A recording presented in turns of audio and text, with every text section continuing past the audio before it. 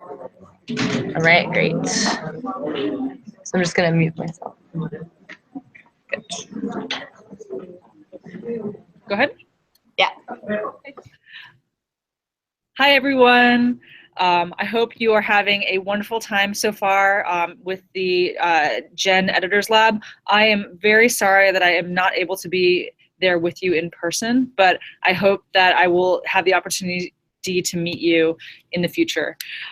So as Sarah mentioned, my name is Irene Liu, and I am the News Lab lead for Google News Lab and covering APAC. And before that, I was actually a reporter. So I worked for the Thomson Reuters for 5 years. And before that, I worked for the South China Morning Post in Hong Kong, and then worked as a political reporter in New York. In addition to that, I've taught data journalism for the past 6 years at the University of Hong Kong, and more recently also at the Chinese University of Hong Kong. So I'm really excited to talk to you guys today about all the various tools that Google provides for data journalism. I guess I am truly an evangelist because I was using a lot of the tools that I'm going to talk about today way before I ever met anyone who worked for Google. And so hopefully this will be a useful session and just the beginning of our relationship with you guys. So I'm going to share my screen now. And just because I am operating remotely, if there's any problem, I guess I won't be able to see you guys, so somebody just kind of shout out and let me know if there's any issue with the screen share. All right, so here we go. So what I'd like to do is actually start by talking a little bit about Google News Lab, just to give you guys some familiarity of kind of what we do here in the region. And then we'll talk about the tools that we use for data journalism. So I always like to start with Google's mission, which is to organize the world's information and make it universally accessible and useful. This is quite familiar to many of you in the room because it's actually not all that different than what journalists have been doing for decades, hundreds of years, right? So long before Google ever existed, long before we ever had anything called the internet, journalists have been in the business of informing the public through rigorous reporting and storytelling. This is kind of a unique moment in the history of news. It's a quite challenging moment. Everyone now has the opportunity and the ability to publish news or quote unquote news on the internet. They can write an article, they can write an opinion, they can shoot photos and video and publish it online for people to see. So the question then is, in a world where anyone can commit a journalistic act, can do something that journalists have done traditionally, how do news organizations differentiate themselves? How do they show their value to the public and really maintain that mission of informing the public? One thing that's very interesting is that, the reason why we're in the room, why you guys are in the room today, and what I really look forward to seeing the projects that you come up with, is this question of data journalism. It's kind of an interesting moment because people are very, very familiar with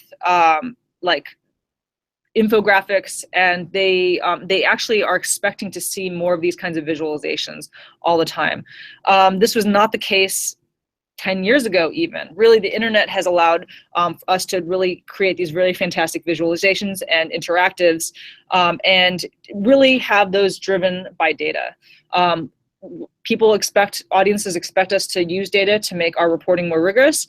The good thing about this is that while it is challenging to get the skills to process this data and visualize it and report on it, the tools are actually getting easier to use and less expensive, and in some cases free.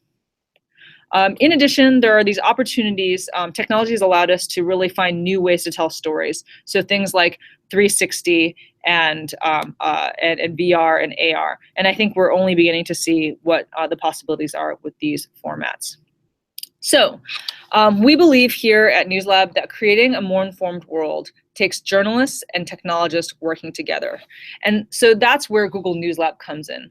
Obviously, Google is a technology company, and you all are the journalists. And so we want to kind of sit at that intersection to help foster innovation and really bring these tools that technology has made available to the newsrooms and work with you all to kind of maximize and leverage their utilization in reporting, and then also to get feedback from you all about how these tools are working. Are they actually meeting what you guys need in terms of the kind of work that you're trying to do? So that allows us to be the voice of journalists in the company, so that we can actually make adjustments to the products so that they serve journalists better.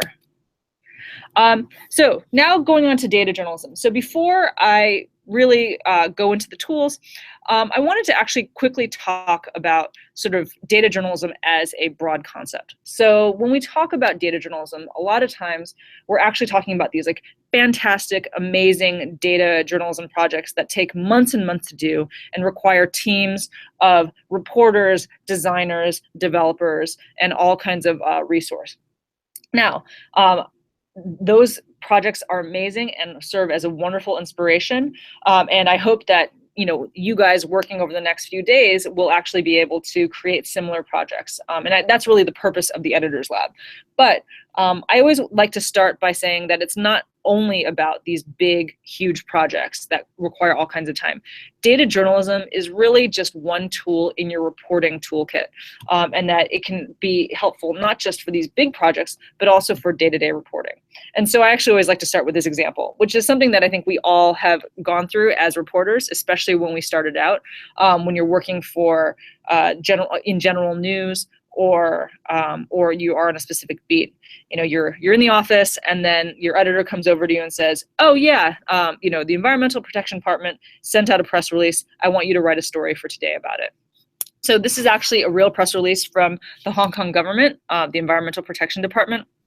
And it's about the Regional Air Quality Monitoring Network for 2009. And so in this press release, it says that since the operation of the network, the average annual concentration of sulfur dioxide, nitrogen dioxide, and respirable suspended particulates in the PRD region decreased by a number of percentages in 2009 as compared to the 2006 levels. So what is the story? If you go by this press release, the story is, pollution is down regionally. The government is doing a great job. Everyone should be happy. But what's interesting is when you live in Hong Kong, when you talk about the weather, you're really half the time you're talking about pollution. So one of the things that I always think about with data is that people like to think of it as this like pure source of information because it's neutral, it's numbers. But the truth of the matter is that numbers can tell any story that you want them to, depending on how you use them. And so really, and you shouldn't let the numbers and the data blind you from all the other senses that you have. So in Hong Kong, we feel like pollution doesn't feel like it's actually gotten better. In fact, it feels like it's gotten worse. And yet this press release is saying that according to their data, that pollution has gotten better. So here's a situation where what we see, what we observe, seems to run counter to what the data says. And so then what is required, which is, of course, more reporting. So in fact, what happened was Chung Shifai, who is a very senior reporter at the South China Morning Post, he'd been covering the environment in Hong Kong for many, many years. He actually knew that there was more data out there, that it wasn't just about the regional monitoring of air pollution. There were also these roadside monitoring networks. So here's an infographic from the newspaper that showed all of the monitoring networks. But what was really interesting was that only 3 of these were actually located at ground level. The other monitoring networks were up in the air. And so the ones in the bottom, in the red square you see here, or the red rectangle you see, Mongkok, Central, and Causeway Bay, these are the most populous areas of Hong Kong where most people live and work.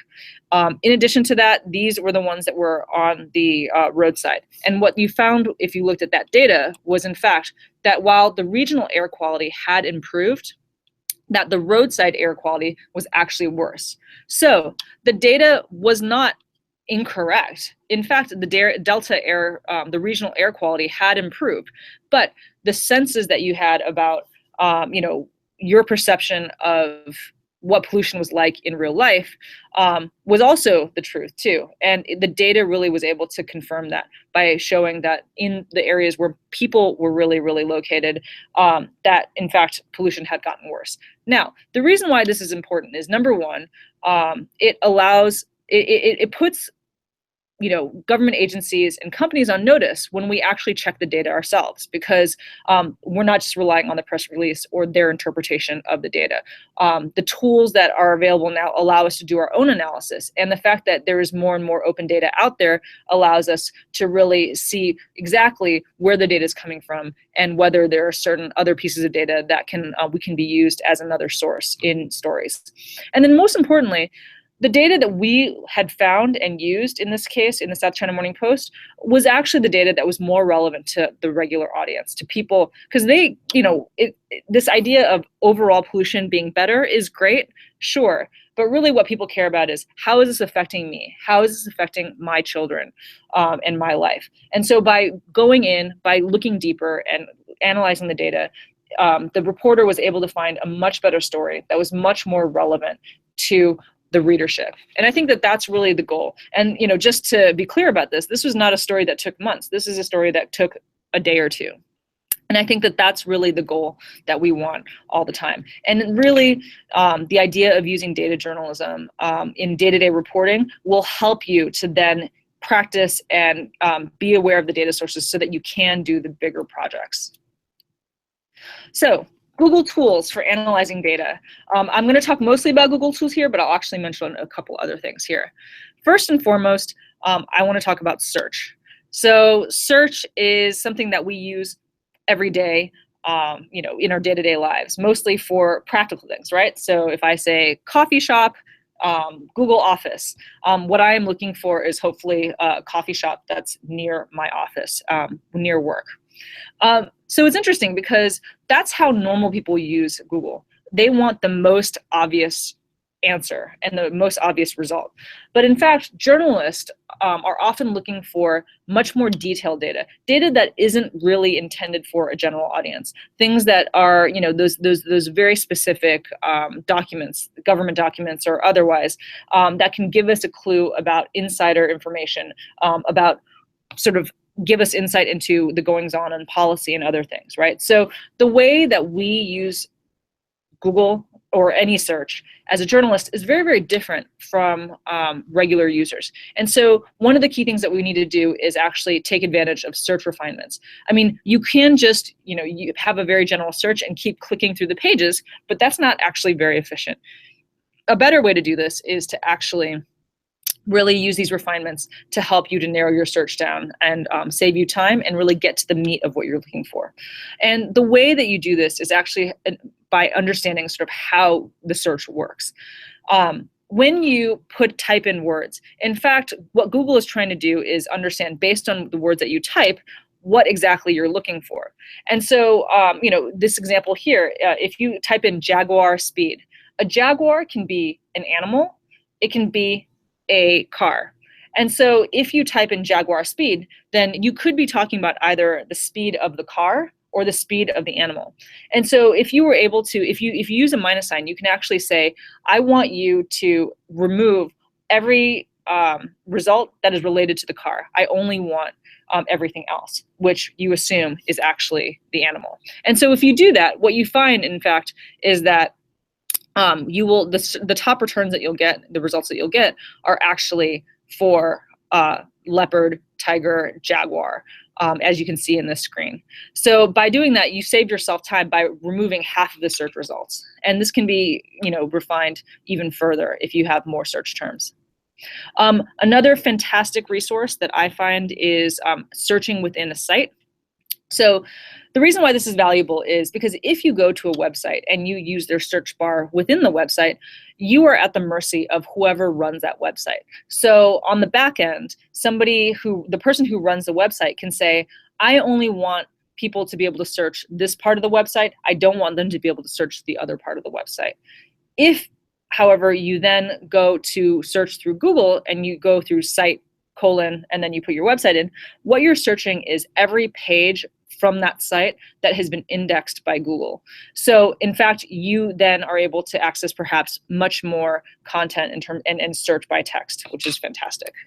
Even more useful is you can actually search within a domain. So this is particularly useful if you're doing stories about government, budgets, policy. This allows you to search not just one government website, but all the government websites. So you could imagine searching gov.id or whatever is the domain for all government websites in Indonesia, and then you put the search term in, and it allows you to kind of look across subjects and across the websites. Another one that is particularly useful and one of my favorites for when I was a reporter is file type.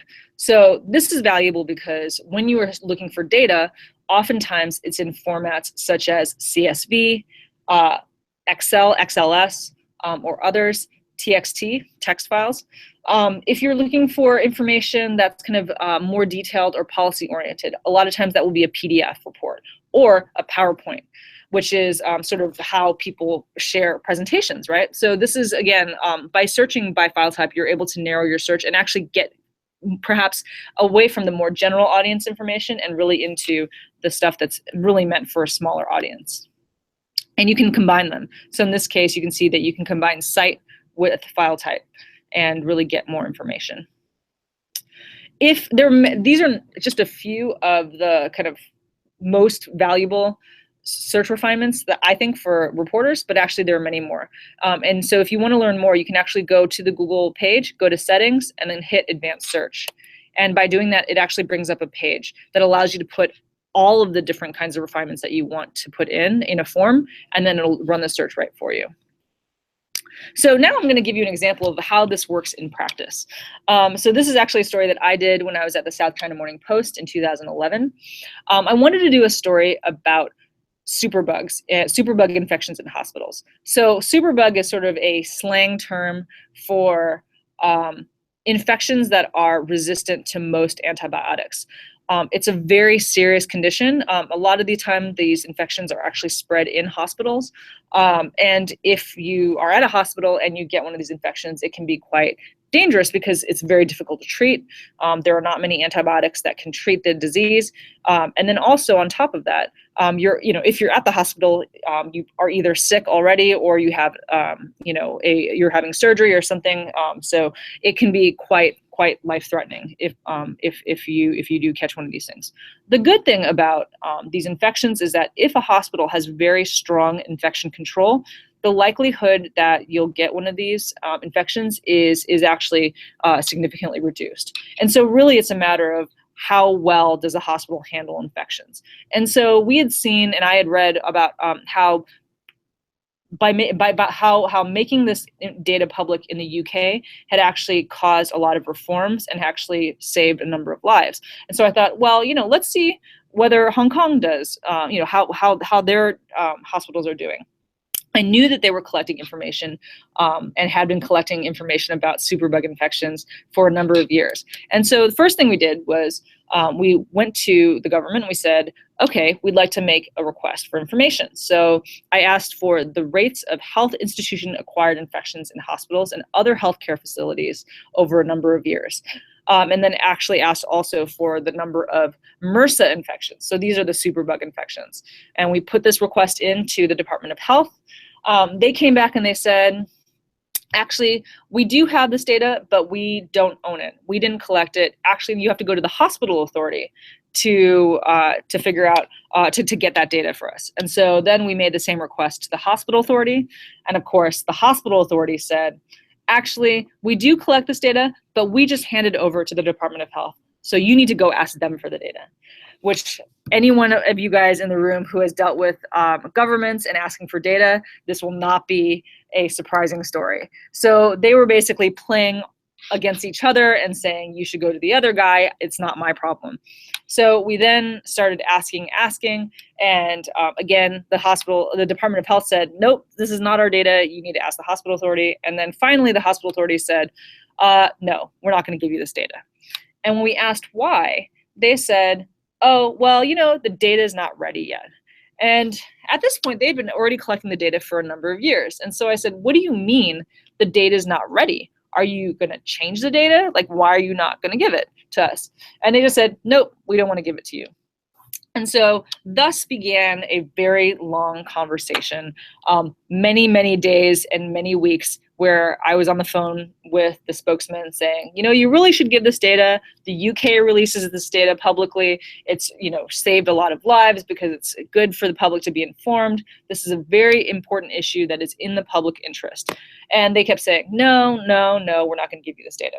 So meanwhile, I decided to kind of take matters into my own hands and do a quick search online. So I searched for MRSA and hospital-acquired infections, site gov.hk, and file type PDF. And what I came up with was a PowerPoint presentation that was in PDF form that was on the Department of Public Health website. And it was talking about the MRSA workshop, local epidemiology. So if you went through this PowerPoint presentation, you actually found that they had this chart that talked about the number of MRSA cases, the MRSA rate, the infection rate, all these things, these details and this data that I'd been asking for that they would not give me, I was suddenly had in one presentation. And even more significantly, one of the things that I had asked for from the hospital authority was the death rate of people who had contracted these superbug infections. And when I went to them and I asked them for this, the hospital authority spokesman said, oh, we would never calculate that figure, that we don't believe in the methodology, we think it's completely irresponsible, blah, blah, blah, kept saying all this stuff. And yet, when I looked through this PowerPoint presentation, what did I find? The actual calculation for the death rate for these patients. So in fact, someone had calculated this, and if you look at the data source, it says HA MRSA surveillance program. So the data source was the hospital authority MRSA surveillance program. So when I saw this slide, I was so mad. I called up the spokesman and I said, hey, I just got this PowerPoint presentation off of the website, and you said that you guys don't calculate this information, but I know you do because I have it in this PowerPoint presentation, and I'm going to write a story about this, and I'm going to name you spokesman, and I'm going to say that you lied to me. I was really mad. And he said, let me call you back. So I sent him this presentation.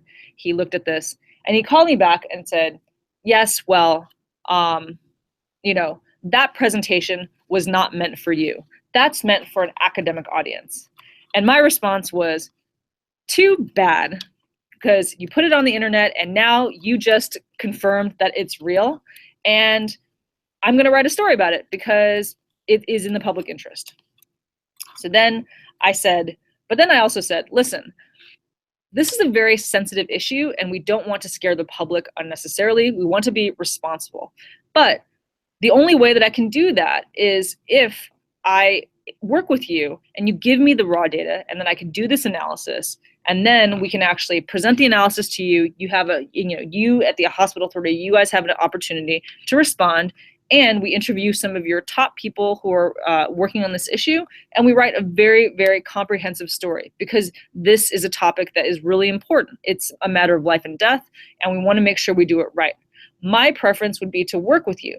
But if you refuse, then I have no choice but to write with the data that I have. This story is important enough for the public interest that we're going to write a story regardless. And so he said, okay, well, let me call you back. So after this, they then came back and they said, listen, fine, we'll give you the data, and we'll also give you an interview with the top infection control officer for the hospital authority. And as a result, what we were able to do was we were able to write a story about the hospitals that had met their target, which is, you can see the blue dots here, which are not very many, and the many hospitals that had not met their target for infection control. And we were able to interview the officials. We were able to do our own analysis. And the cool thing about this, even more than anything else, was that after they released this data for our story, they then began to release this data on a quarterly basis from then on, which I think is actually really a testament to the power of being able to access this information on your own. The truth is that in Hong Kong, we don't have a freedom of information law. They didn't have to release any data. They could have just completely ignored our request. But by having gone through, having found this document, and then using that as a way to argue for why they should make everything transparent, we were able to create a stronger position to say to them, listen, we're going to write a story about this, whether you like it or not. It is better for you and it is better for the public if you work with us, if you give us the data so that we can work together on the story. But if you don't, we still have enough information and we know it is accurate that we are still going to write a story. And I think when they realized that we were not going away, that the story was going to be published, whether they liked it or not, or whether they cooperated or not, they realized that it was better for them to have a voice in the story, to provide the data in a full comprehensive form so that they could make sure that the story was as accurate as possible. Really, this entire story was only made possible because we had used advanced search to identify information and use that to create our arguments. So that's advanced search, and I am a very big fan, and I really encourage you to use that in your reporting. And this has applications not only for data journalism, but also for investigative reporting, and importantly, for verifying stories on like photos and videos that are going viral online. This is something that we all have to deal with more and more now. These, hoaxes that you see, these stories that are not real, that people share on chat applications or on social media. As reporters, we really have to make sure that anything that we write about is real. And so search can really be a helpful tool in allowing you to verify that kind of content. Next, I'd like to talk about Google Trends. So this is when Google News Lab is talking about data journalism, this is a big emphasis for us because Google Trends is essentially the big data set that explores and contains all the information about how people search around the world on Google. So when we talk about Google Trends, we're talking about a very big data set. We're talking about 3 billion searches a day, 1.3 trillion a year, 170 times the population of Earth. This is one of the largest human data sets in the world. And it not only searches Google, but also YouTube and Google News, because more and more people are exploring and gaining information from video as well as from trusted news sources, which is great. We believe that Google Search and Google Trends is useful because it's actually an honest reflection of what people are interested in, right? With any issue, if you commission a poll or a survey, people may or may not feel comfortable answering honestly, right? But what they search is a true reflection of what they're interested in. And also, this is the other thing about this is that it's immediate. When a lot of times when we talk about this, the applications for Google Trends, we were talking about things like elections. So polls are, very, very useful, but they're also expensive to commission and they take time. So even if you start commissioning a survey or a poll, it's going to take at least a few days to collect the data and then to analyze it. Google Search offers information about what people are looking for right now. And it's actually up to, kind of 3 to 5 minutes. It's updated up to the last 3 to 5 minutes, which is incredible when you're trying to look at something for breaking news or that sort of information. So now I'm just going to quickly go through and show you guys what this looks like in practice. So Google Trends here, this is kind of the home page. You can see that there are a number of ways to look at the pages here, and there are a few countries. Indonesia is not here, but if you go up to the hamburger and click on trending searches, you can actually choose by country. So let's see what are the top stories in Indonesia that people are searching on Google. So for today, it is all football all the time. So these are the biggest searches by far. If you go down to yesterday, which has more, again, it's a lot of football, and then other stories as you go further down here. But these are sort of the top trending stories. Another application that we think is really important is really looking and going in and allowing you, not only can you see the top trending searches, but also for you to explore the data yourself. So here what I did was I actually created a Google Trends page that searched on the Jakarta gubernatorial election, so the candidates before it was shortlisted. And so here you can see the 3 different candidates. And what you'll notice here is that when you look at the name of the candidate, you have something called search term, and then you have something that describes the person, right? So in this case, the governor of Jakarta. So this is actually a topics page, and this is really interesting. In each of these cases, you can see there's a search term or there's like a description of the person, an educator, right? Now, this is valuable because a lot of the first question that we often get when we're talking about Google Trends is, well, how is this only for English? And then the answer is no, it's not only English. It's in any language that people search on Google. But if you're trying to do a comparison between various people, the reason why this is very, very valuable is because if you choose the one that's not a search term but actually an entity, this reflects the search in every language. So it's not just in English, it's also in Bahasa, Indonesia, it's also in Chinese or Japanese or any language that someone is searching for the names of these people. And so you can see as you scroll down, you can see the search interest by subregion for each of the candidates. And you can also see related queries, which is very, very helpful and can help you to understand what's going on, right? So in this case, you can see that there was a huge increase in searches here. So that's sort of how you can use Google Trends. And so I'm actually going to go through quickly and talk a little bit more about sort of the applications for Google Trends. And so before that, let me just explain, when I talk about this concept of entities, it's really important, right? Because, you know, in our view, the perfect search engine should understand exactly what you mean and give you back exactly what you want. And so, you know, the key thing here is if you're trying to search for Lincoln, so Lincoln can be a number of things. Lincoln can be a car, it can be a president, an actual person who was the president of the United States, or it can be a movie.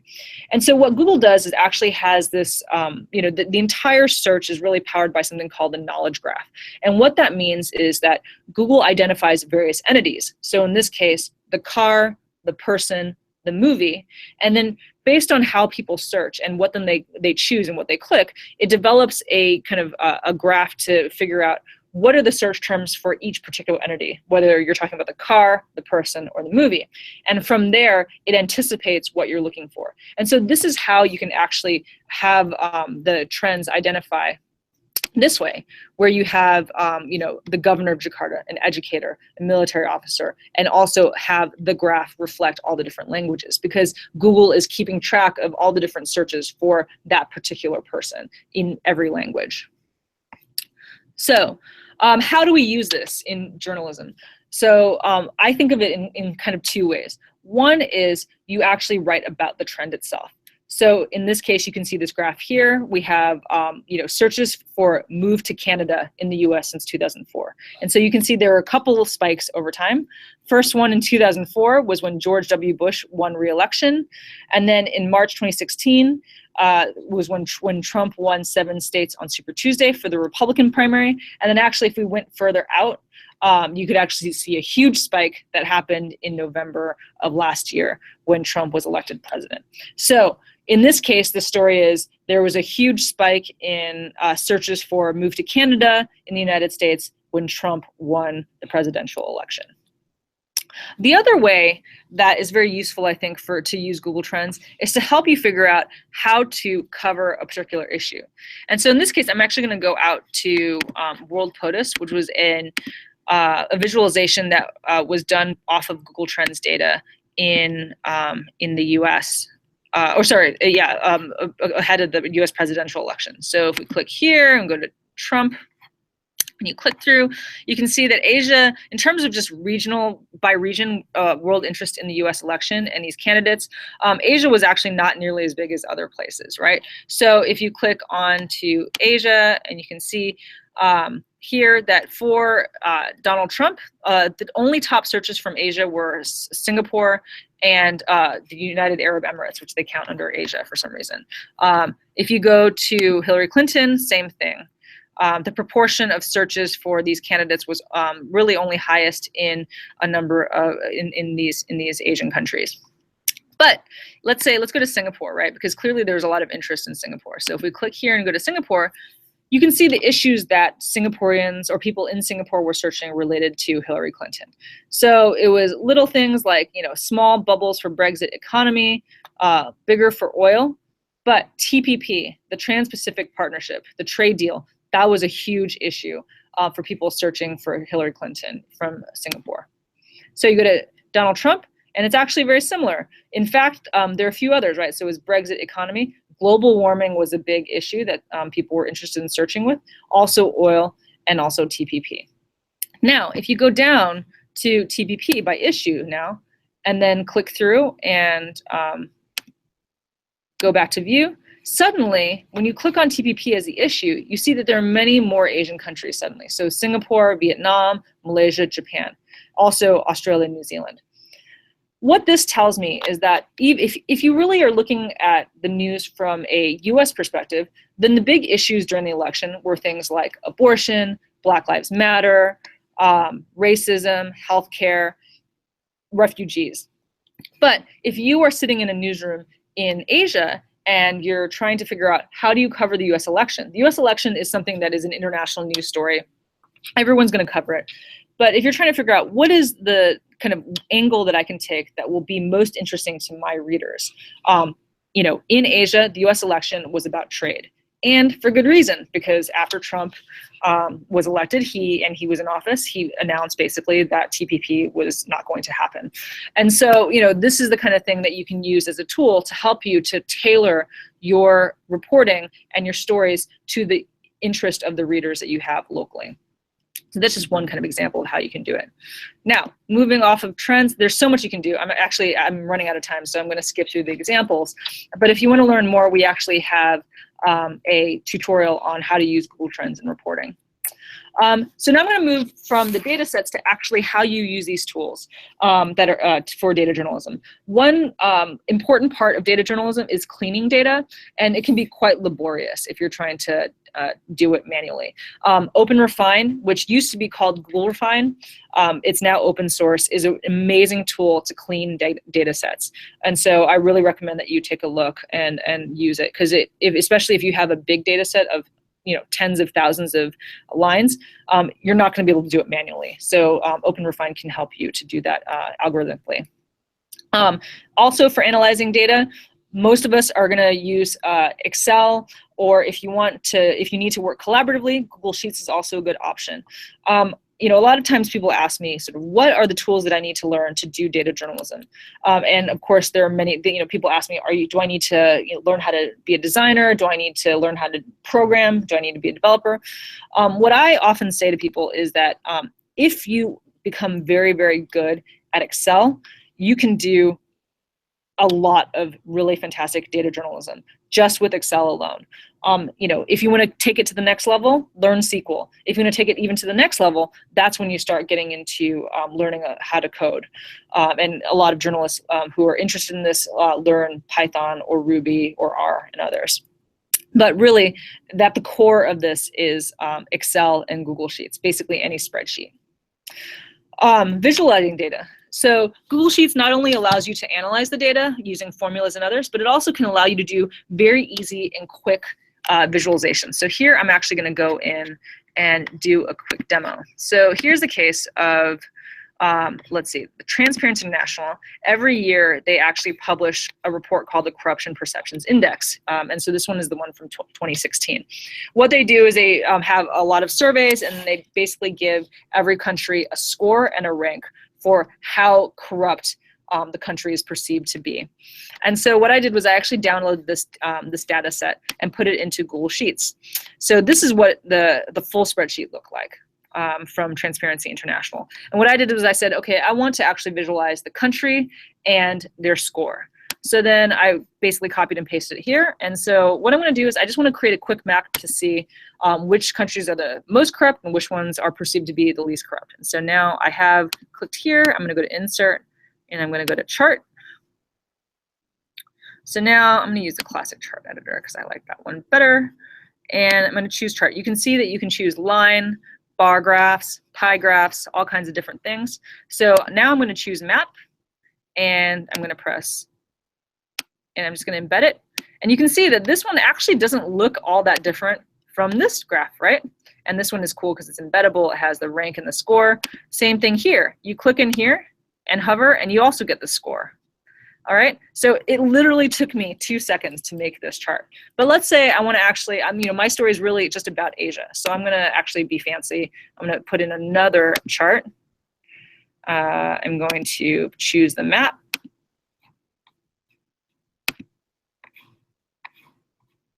And this time I'm going to customize it and focus not on the world, but on Asia.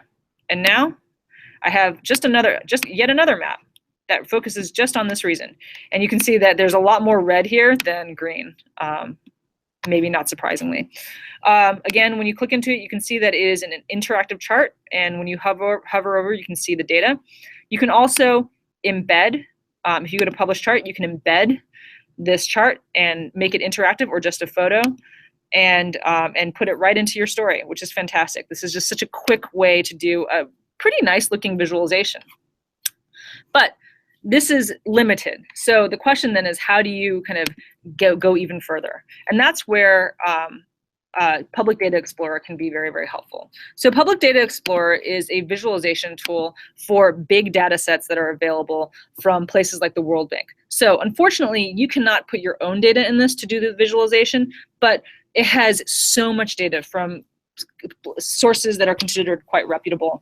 And you can create all kinds of charts. You can create line charts, but you can also create these very cool interactive charts here, like this one. So this is actually from this is data about like health data.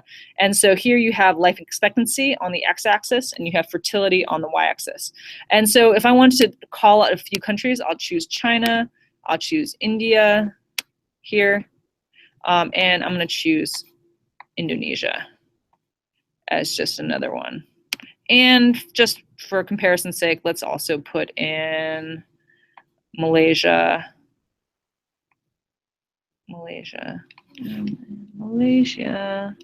and Singapore, so that we have a few more examples, right?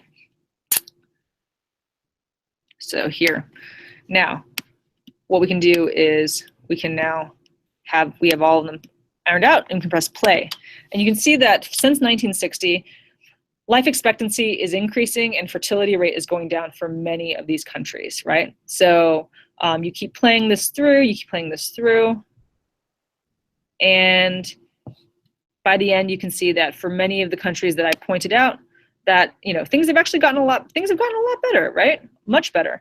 What's interesting about this, you can see based on the region, that the countries that have still struggled with life expectancy and have higher fertility rates, a lot of them are in sub-Saharan Africa. You want to compare Southeast Asia, you have that here. Singapore is quite high up on the list, and Malaysia and Indonesia are also, everyone is really improved. And then, South Asia is still kind of in the middle, and there's a bit of diversity between the various countries.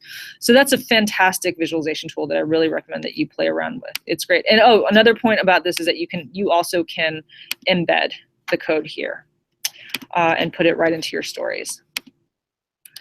If you want to learn more about public data lessons, you can actually go into the News Lab website. We have lessons about how to use Public Data Explorer.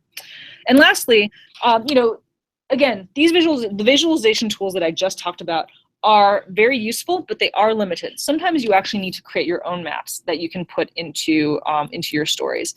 And so we have a lot of different geo tools. We have a lot of different mapping tools. Regular maps is what kind of everyone uses. My Maps and Fusion Tables and Maps APIs are really great for data journalism. So I'm actually going to just talk quickly through the various tools. So the simplest tool to create your own custom map is called My Maps. And what you can do is you can add icons, you can draw boundaries, and you can also embed these maps. So this is an example from La Nación in Argentina. What they did was they wanted to show floods and fires in Argentina. And so what they did was they used these icons and put them in the map and then created a boundary. And from there, you could also put in an embed video. That's you can embed photos, you can embed video, you can put in headlines and also links to articles. So this is a really fantastic tool. You don't need any programming, no development to use this tool. Taking it up to the next level for data analysis, Google Fusion Tables is a really useful tool. This is just an example from The Guardian where they actually took, they took the thousands of data points that were published by WikiLeaks about deaths and injuries during the Iraq War and put it onto a map. And so what you were able to do is see clusters of where people had been affected by the war and where people had died and been injured. An example from Hong Kong, this one is a story that was done by a reporter about traffic accidents on one particular road in Hong Kong. So you can see here that this is the print newspaper. There was a really nice looking graphic about the road and the kind of accidents that was on the front page. But then what he also did was he created a fusion table that was interactive, so that people could zoom in and they could actually click and learn about the number of accidents in a particular intersection in that. And the reason why I bring this up is because he did this in an afternoon. He was not on deadline, so he had the time to do it. And I don't suggest that you try to do this when you are on deadline, but fusion tables, if you take a little time and practice, you can actually learn how to use it quite quickly. And so what happened was, this is the actual fusion table itself, but what you can do is you can actually embed it into the story, and that's what was done at the South China Morning Post. You can also create those kinds of heat maps like the one that we saw with Google Sheets. You can actually do that not only by country, but also you can do it by region. So this is a particular one from the San Francisco Chronicle in the United States. They used these neighborhood boundaries to show where the prices for Airbnb units in various regions, and they also then put the dots on the map for where the hotels were. So you could see that essentially the touristy areas could get more money from Airbnb, and that's where all the hotels were as well. And so just to show you kind of a more local example, I actually created a fusion table using a rather outdated version of these are outdated boundaries. These are actually old boundaries. I wasn't able to find a newer map, so I apologize for that. But just to give you an example of what this can look like, and I'm going to go out now and show you the actual fusion table. So what I did was I basically took data from the election website that was the results of the 2014 Indonesia presidential election. I uploaded it into Google Fusion Tables and then also added the boundaries and merged the two together. So you can see what this looks like. So this has the fusion table label of the provinces, and it also has the geometry of the particular boundary for each election district that we're looking at. And then what you're able to do by merging these two data sets together, you can actually create a map. And so what I did here was basically color-coded it based on which party got the most votes in a particular province. And so you can see here that you have the data set. It doesn't look very nice, but you can customize this with just regular HTML coding. But you can actually put in all this data about basically the votes for each different province. And then you can embed this map, this interactive map, right into your website. So you can imagine how this would be very, very useful when you're doing election coverage in future presidential elections and things like that. And if you want to learn more about how to use these tools, we have lessons on multimedia storytelling and also data journalism on the Google News Lab website. Really, really hope that you guys get a chance to practice and use these tools, and I'd love feedback. Also, if you do use them in stories in your own newsroom, please send me the link, because I really want to highlight the work that's being done in Asia to the global audience, and also get your feedback so that we can tell the product teams how we can improve these tools. So this is my email.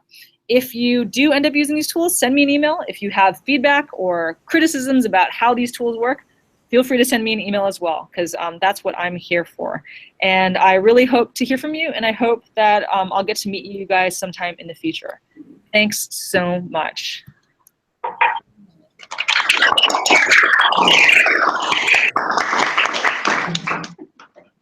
So, thank you, Irene. No worries.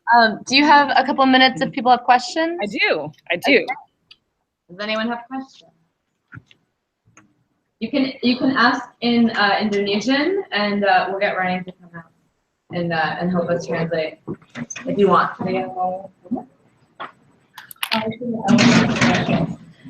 Could you come up actually and say hi and introduce yourself? Yeah.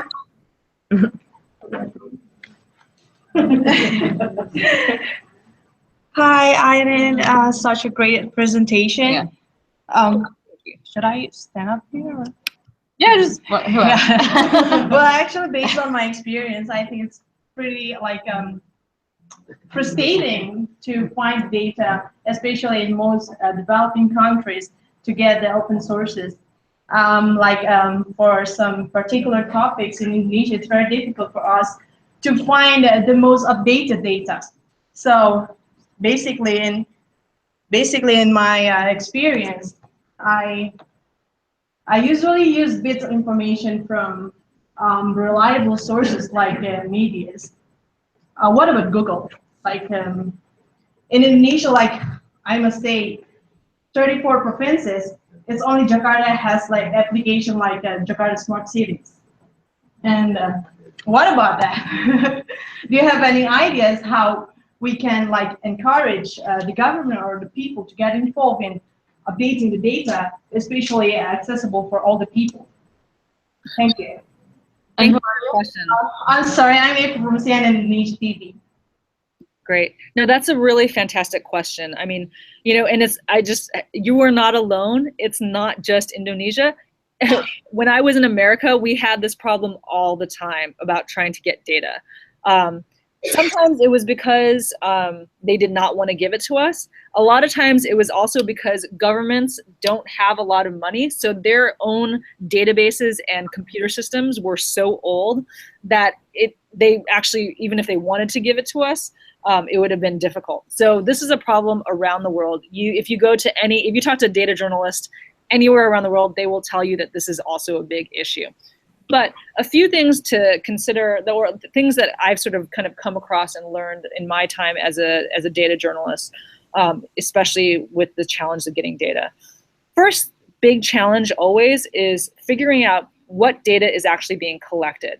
And so that's where I think smart search can be very helpful, because if you are able to look at the reports that governments generate, so they'll have a report that says, in Jakarta, there were 10,000 car accidents in 2017 or something like that. And they say, of those accidents, 40% were involving a motorcycle and 80% are involving a car. What does that tell you? It tells you that, number one, they collect data about traffic accidents. They collect data about what kinds of vehicles are involved in the accidents. And so they actually if they can give you the aggregate number, if they can tell you a large percentage, it means that somehow they're collecting this information in an electronic format. Because there's no way, if it's 10,000 accidents, that there's going to be one poor person who's going to be counting each piece of paper, right? It's just not realistic, which means then that if you ask and they say, oh, yeah, we don't collect that information, then you can actually go give them this report and say, actually, you must, because you were able to issue this report. Or I would really like to meet the person who's manually counting all of these data points. So that's always a very good way. And this is where, I think that when you're asking for data, a lot of times you want to start with being positive and polite and, of course, cooperative. But after a certain point, if you really feel like they're not answering you frankly, then you really need to kind of push back a little bit and say, actually, I know that you must collect this data. Here's the reason why I know you collect this data. And so, you really should be working better with me to provide this. And I think part of it also is making the argument for why it's in the public interest, and making it clear that you are going to write, if they don't give you the data, you are going to write about it regardless, and you are going to talk about how it is in the public interest and how other countries or other regions are publishing this data. And so that can actually be very interesting as well, because as you mentioned, Jakarta may have more data than other regions. So you can always also use that example and say, if you're working on a story about a different province and you're looking for data, you can say, well, Jakarta actually makes this data open. Is there a reason why you don't want to release this data to us? Another province in this country is already making this data available. So we think it makes sense for you to also do the same. And that can often help to improve the negotiation. And really, the key thing about this is that sometimes you are not going to get the data in the format that you want. If they do give it to you, maybe it's going to be in the form of PDFs or some other format. And that's just, it's really frustrating, but it's a reality.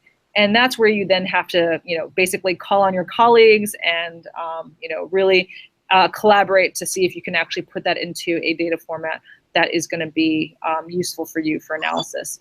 And then using other tools such as OpenRefine to clean up the data.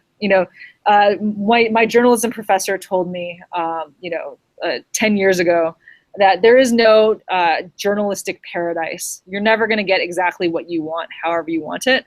But if you think it's a worthwhile story, that maybe you just have to do a little bit of the grunt work and try to get it. And then by making, but I do believe that every time you make that argument, if they say no the first time and you keep going back and you push them, then the next time you make a request, they're going to say, oh, well, this person, they're not going to give up, right? So I might have to actually just save time and work with them. What a lot of times officials are counting on is that when they say no once, that you go away and you move on and try to work on a different story. If you believe a story is really valuable for the public interest, then it's worthwhile to keep pushing. And sometimes it will actually pay dividends. And then they realize that they do have to be responsive to journalists, and it's an important thing that they need to do as in terms of their own governance. I hope that answered your question. Yeah. Anybody else want to pose a question for Irene? Last chance. You have her email address. So.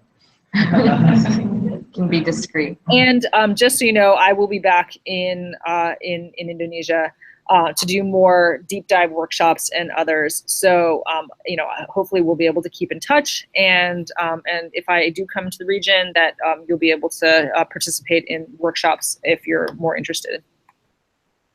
Great. All right, another round of applause then? Yeah.